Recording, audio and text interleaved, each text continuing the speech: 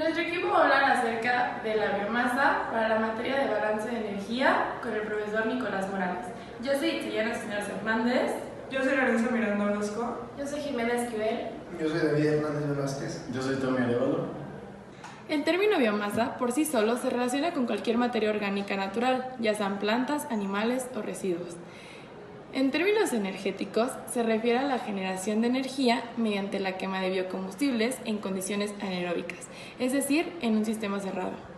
El funcionamiento es una torre en la que se encuentra la materia que se va a quemar. Este exhala gas caliente que está compuesto por metano y dióxido de carbono, que ayuda a que el agua se transforme en vapor y esto a su vez haciendo que una turbina se mueva para generar energía. Los biocombustibles pueden ser cualquier material residual de la tierra, ya sean plantaciones, madera inservible o basura orgánica producida por humanos. Existen dos tipos de procedimientos para la obtención de energía a partir de la biomasa, directa e indirecta. El método más sencillo es combustión directa, por ejemplo, mediante la quema de madera. A través de la combustión de biomasa se puede generar energía térmica y eléctrica para la producción de agua caliente, calefacción y electricidad. Su uso más generalizado es a través de calderas de biomasa, las cuales utilizan como fuente de energía combustibles naturales como residuos forestales, huesos, cáscaras, etc. Este tipo de calderas son mucho más eficientes medioambientalmente, seguras y económicas, ya que alcanzan un ahorro de hasta el 75% en comparación con las calderas tradicionales. Además tienen más ventajas que otras calderas, como funcionamiento automático, autolimpieza, temporización, etc. No obstante, este no es el único uso de la biomasa. También se puede emplear para obtención de biogás y otros biocombustibles, como el biodiesel. El biodiesel es un sustituto del gasóleo procedente de aceites vegetales y grasas animales. La generación de energía por biomasa es un gran avance en la generación de energía mundial, ya que se usan los residuos orgánicos que generan los humanos. Y bueno, esto es un paso muy importante para la sustentabilidad, porque todos hemos visto cómo se gasta materia orgánica, hemos visto cómo se desperdicia comida y bueno, con toda esta materia que desperdiciamos podemos generar energía y lo podemos ver en países como Brasil o Estados Unidos, donde los residuos de sus cultivos, por ejemplo en Brasil, que usan los restos de los cultivos de maíz, los queman y usan esa energía para generar electricidad. Y bueno, Brasil es uno de los países líderes en la producción de energía por biomasa, pero Estados Unidos también en los últimos años ha presentado una inversión muy grande. Por ejemplo, un profesor de la Universidad Estatal de Texas hizo una investigación sobre cómo los residuos de la industria maderera, en especial de madera de mezquite, pueden servir como combustible para biomasa. Y bueno, sería un paso más en Estados Unidos para alejarse de los combustibles fósiles. Aunque la biomasa tenga grandes ventajas como las que ya hemos mencionado, también tiene algunos inconvenientes como podrían ser el rendimiento. La eficacia de la biomasa no se compara a la de combustibles fósiles. Esto puede ser porque tiene una menor densidad energética, lo que hace que los sistemas de almacenamiento sean mayores. Los canales de distribución de biomasa no están tan desarrollados como los de combustibles fósiles. Los sistemas de alimentación de combustible y eliminación de cenizas son complejos y requieren gran inversión, lo que es una gran desventaja para muchos países y por eso no se implementan estos sistemas. La biomasa se supone que es un tipo de energía sustentable, ya que las emisiones son netas, porque el carbono que se libera al quemar la madera es el carbono que de por sí es absorbido por las plantas. Sin embargo, el tipo de cultivos que se han producido a través de los años han sido un poco insostenibles y un ejemplo es en Indonesia, que se utiliza plantaciones de palmas aceiteras, las cuales ocupan muchísimo espacio para producirse y esto genera deforestación.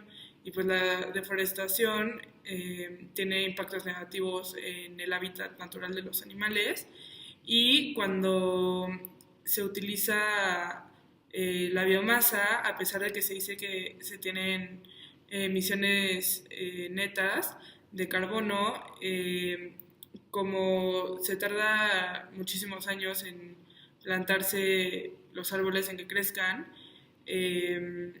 esas emisiones que absorben originalmente se tardan mucho más tiempo que las que se liberan a la hora de cortarlas. Y además se usa muchísima agua para poder formar esos cultivos y no se toma en cuenta toda la energía que se utiliza para la fabricación de maquinaria de biomasa o para el transporte de ella.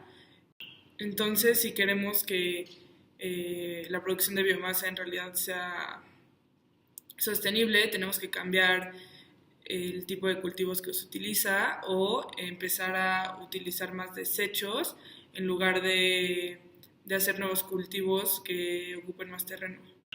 Otra de las razones por las cuales no es muy eficiente este tipo de energía es que los agricultores hoy en día prefieren tener sus plantíos para producir biomasa en lugar de alimentos. Y esto hace que la crisis de alimentos en el planeta sea mayor. Es muchísimo más barato mantener un plantío de biomasa que un plantío de alimentos. Por otro lado, también la biomasa genera metano. Es un tipo de gas que causa muchísimo más daño que el CO2. Entonces, si no se contienen bien este tipo de gases y no se usan de manera eficiente, no se puede hacer que el proceso esté bien hecho. Aunque en la actualidad se presente la biomasa como una de las energías más sostenibles y verdes, en los últimos años se ha manejado de una manera que no es tan sostenible, ya que se utilizan cultivos como los de palma de aceite o de maíz que generan que se deforesten muchísimos bosques. Y además de que se necesita muchísima agua para que estos crezcan, porque el maíz necesita demasiada agua para crecer, porque absorbe demasiadas sus raíces y los árboles tardan muchísimo en crecer, unos 7 años. Sí, además, como se tardan tanto en crecer, a pesar de que se dice que son emisiones de CO2 netas, como se tardan de 5 a 7 años para que absorban este CO2 que se libera al cortarlos, es muchísimo tiempo, tomando en cuenta que son soluciones que tenemos que hacer ya pronto. Y además se está haciendo con monocultivos, haciendo que los organismos genéticamente modificados afecten a la fauna y a las especies nativas. Pero hay que tener en cuenta que cualquier forma de generación de energía va a tener implicaciones ambientales. Por ejemplo, la energía eólica usa muchísimo terreno, que al final de cuentas también es deforestado y también no permite la agricultura. La energía nuclear genera desechos nucleares. Entonces, la biomasa es una opción muy viable cuando se usa responsablemente, porque no solo se puede usar residuos de cultivos, por ejemplo, también puede ser basura orgánica, que literalmente son desechos generados por los humanos. Sí, el problema es que ahorita los ejemplos que hemos tenido de biomasa han sido muy perjudicantes para el medio ambiente, porque se utilizan terrenos muy grandes y además, no solamente al medio ambiente, sino que también tenemos una crisis de hambre en el mundo y esos terrenos que se pueden utilizar para cultivar comida en vez de energía. Sí, pero estás hablando de la tecnología que existe actualmente. Así como hace 50 años la energía eólica era muy ineficiente, hoy en día se están haciendo investigaciones para poder hacer más eficiente la energía que se genera por biomasa.